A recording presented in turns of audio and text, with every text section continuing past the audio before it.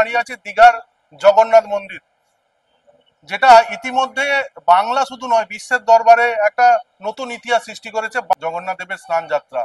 তার কি কর্মসূচি রয়েছে সেই বিষয়টুকু জানবো। আমাদের সাথে রয়েছেন কলকাতা ইসকনের ভাইস প্রেসিডেন্ট তথা এই জগন্নাথ মন্দির পরিচালন যে ট্রাস্ট কমিটি তার সদস্য। হাজার হাজার মানুষ দর্শন করতে আসছে, যখন থেকে মন্দির খুলেছে লক্ষ লক্ষ মানুষ এ পর্যন্ত দর্শন করেছে। স্নান পূর্ণিমা হচ্ছে জগন্নাথের জন্মদিনও পালন হয়, তো কালকে অত্যন্ত মহত্বপূর্ণ দিন রয়েছে।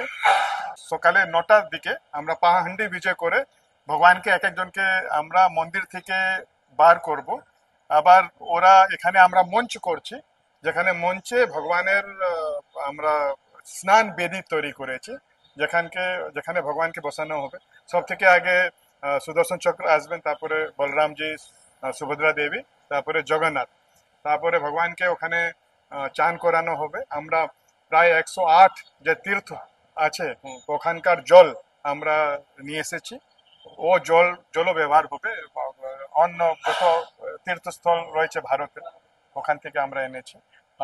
তারপরে পঞ্চামৃত দিয়ে স্নান হবে, অনেক রকম ফ্রুটের জুস হয়, ও থেকে ভগবানকে চান করানো হবে 11টা থেকে 12টার মধ্যে। তারপরে 12টা ভগবানকে ভোগ নিবেদন হবে ভগবানের কে। তারপরে মন্দির ভেতরে নিয়ে যাওয়া হবে। মন্দিরে ভগবান আবার শৃঙ্গার করবেন, গজাবেশ হবে। ভগবান আবার গজাবেশে সবাইকে দর্শন দেবে রাত্রি পর্যন্ত। কালকে ভগবান রাত্রি পর্যন্ত যে দর্শনটা বন্ধ হবে, ওটা আর মন্দির দর্শন, জগন্নাথের যে দর্শন আছে ওটা বন্ধ থাকবে। আবার ভগবান রথের ঠিক একদিন আগে 26 জুন মন্দিরটা খুলবে, ভগবান দর্শন দেবেন। কিন্তু দীঘা মন্দিরটা খোলা থাকবে, এখানে আমাদের রাধা মদন মোহন জি আছেন, উনি দর্শন দেবেন। আচ্ছা, এই যে জগন্নাথ দেবের এই প্রথম দীঘার মতো জায়গা, দীঘা একটা মানে পর্যটনের একটা আলাদা দিক ছিল, এবার মন্দির প্রতিষ্ঠার পরে মানুষের কেমন মানে টান দেখছেন? আমি দুদিন আগে কলকাতা থেকে যখন আসছি, পুরো রাস্তা মতো মনে হচ্ছে কি এখানে কুম্ভ, যেরকম আমি কুম্ভ যাচ্ছিলাম যেরকম রাস্তায় দেখছি কি লোক যাচ্ছে, সেই অবস্থা দীঘার হয়ে রয়েছে। আমরা যখন থেকে মন্দির খুলেছে লক্ষ লক্ষ মানুষ, প্রায় 30 লক্ষ মানুষ দর্শন করেছে প্রত্যেক দিন। আপনি দেখছেন এখন আজকে মঙ্গলবার, ছুটিও শেষ হয়ে গেছে, তখনও দেখুন কত হাজার হাজার মানুষ এখনো লাইনে লেগে ভগবানের দর্শন করছে। মানে যেখানে দীঘা প্রত্যেক সপ্তাহে শনিবার আর রবিবার এই দুটো দিন কিন্তু ভিড় হতো, কিন্তু এখন দেখছি যে সারা সপ্তাহ। সেটা কি শুধু জগন্নাথ দেবের টানে? অফকোর্স জগন্নাথ দেবের তো টান দেখতেই পাচ্ছেন কি পুরো দীঘার চেহারাটাই চেঞ্জ হয়ে গেছে। এখানে আপনি কোনো অটো রিক্সাওয়ালাকে জিজ্ঞেস করুন, আমি কথা বলছিলাম, তো বলছে কি ওরা একদিনে 5,000 টাকা আয় করছে। যারা দেখবেন অনেক লোক যারা দর্শনার্থীরা আসছে সবাইকে তিলক করে দিচ্ছে, ও তিলক করে করে ওরা 2-3 হাজার 4,000 টাকা কামিয়ে নিচ্ছে। কেন কি এখানে প্রত্যেকদিন ধরুন 60,000 থেকে 1 লাখ লোক হচ্ছে। তো এখানে অনেক সবার যে এখানকার যে স্থানীয় মানুষ আছে ওদের রোজগার দেখবেন ওটা খুব বেড়ে গেছে। আপনি দীঘাতে এখন হোটেল ঘর পাওয়া একদম অনেক না, এই যে মানে দীঘার জগন্নাথ মন্দির উদ্বোধনের পরে একটা এই ধাম বিতর্ক নিয়ে, মানে একটা ধাম নিয়ে একটা নামের বিতর্ক, সেই বিতর্কের কি অবসান হচ্ছে এই মানুষের ভিড়? না না, ওটা যে মানুষ আছে ওরা কখনো বিতর্কে যায় না। টিভির পর্দা অনেক ছোট পর্দা। আপনি দেখবেন এখানে 50-60% যারা লোক আসছে ওরা উড়িষ্যা থেকে আসছে, জগন্নাথের ভক্তরা আসছে। দেখবেন কিরকম কত শ্রদ্ধা থেকে ওরা ভগবানকে পুজো দিচ্ছে। অনেক কম লোক আছে যারা খালি টিভি পর্দাতে সব কন্ট্রোভার্সি করে। আমরা জানি কি যখন ভগবানের প্রাণ প্রতিষ্ঠা হয়ে যায়, ভগবান থেকেই তো ধাম হয়। যখন ভগবানের এখানে প্রাণ প্রতিষ্ঠা হয়ে গেছে, ভগবান এখানে স্থাপিত হয়ে গেছেন, তাহলে এটা তীর্থ হয়ে গেছে। আচ্ছা, এই যে জগন্নাথ মন্দির মানুষের ভিড়, মানুষ ভোগ, ওই যে ভোগ ঘর বা ভোগ দিতে পারছেন না বা ফুল পাচ্ছেন না, এইটা নিয়ে কি আপনারা কোনো ইয়ে করছেন, মানে আয়োজন করছেন? আপনারা জানেন কি এই মন্দির মাত্র 3 বছরে এত বড় মন্দির স্থাপিত হলো, এটা নিজের মধ্যে অনেক বড় উপলব্ধি। আমরা জানি কি যখন মন্দির স্থাপিত হয়ে যায় তো যেখানেও আপনি ভারতে দেখবেন সবার এটাই ইচ্ছা হয় কি কত তাড়াতাড়ি ভগবানের সেবা পূজা শুরু হয়ে যায়। তো এখানে মন্দির প্রাণ প্রতিষ্ঠা হওয়ার পরে সেবা পূজা শুরু হয়ে গেছে। তারপর থেকে লক্ষ লক্ষ মানুষ আসছে।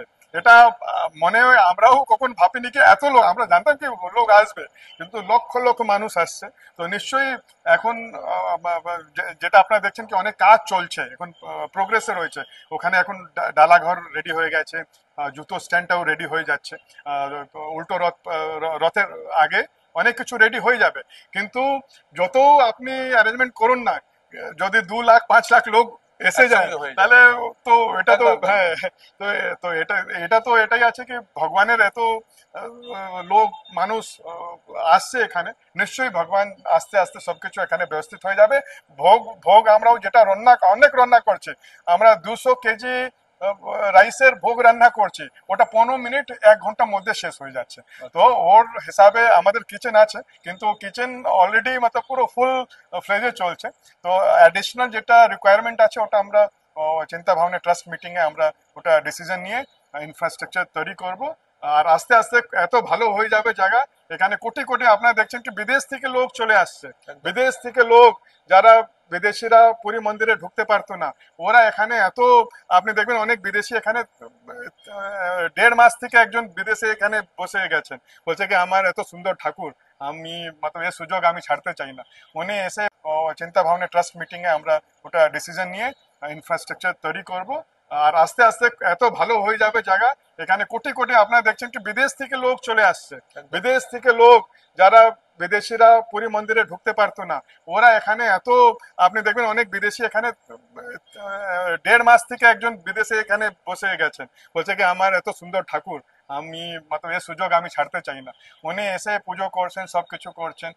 মিস্টার অ্যালফ্রেড ফোর্ড, উনি হচ্ছেন হেনরি ফোর্ডের গ্রেট গ্র্যান্ডসন, উনিও খুব তাড়াতাড়ি আসবেন। আমার 2-3 দিন আগে ওনার সঙ্গে কথা হচ্ছিল।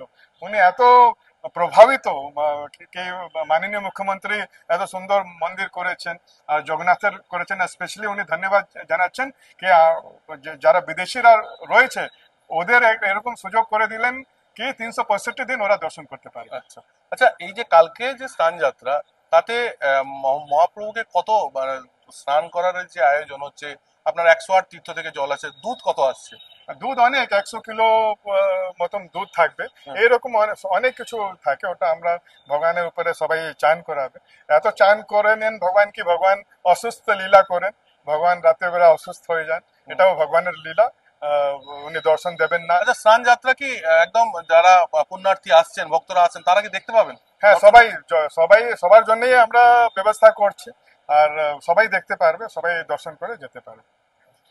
নমস্কার, আপনারা দেখছিলেন যে দীঘা থেকে, দীঘার জগন্নাথ মন্দির বলুন, দীঘার জগন্নাথ ধাম বলুন, নামটা বড় ফ্যাক্টর নয়, জগন্নাথ প্রভুর অবস্থান এটাই দীঘাতে বড় বিষয়। দীঘা যে নতুন রূপ নিয়েছে সেটা রাস্তায় বেরোলেই প্রত্যেকটা মানুষ বুঝতে পারছেন যে সেই দীঘা, আজকের দীঘা সেই দীঘা আর নেই। তার জন্য কিন্তু মানে আপনাদের আসতেই হবে একবার জগন্নাথ প্রভুর দর্শনে।